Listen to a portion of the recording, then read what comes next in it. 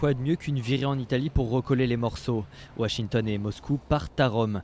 John Kerry rencontre Sergueï Lavrov. Au programme, le dossier ukrainien et la situation au Proche-Orient. La crise ukrainienne est toujours au cœur des différends entre les deux puissances. Si aucune victime civile n'est à déplorer dans l'Est ukrainien depuis l'entrée en vigueur du cessez-le-feu mardi dernier, les passes d'armes diplomatiques mettent de l'huile sur le feu. Le Congrès a définitivement adopté samedi la loi autorisant de nouvelles sanctions contre Moscou. Le Parlement américain a par ailleurs approuvé la livraison d'armes létales au gouvernement de Kiev. Si Barack Obama doit encore ratifier ou bloquer la loi, ces mesures ont provoqué l'ire de Moscou, qui menace de riposter à cette nouvelle salve de sanctions.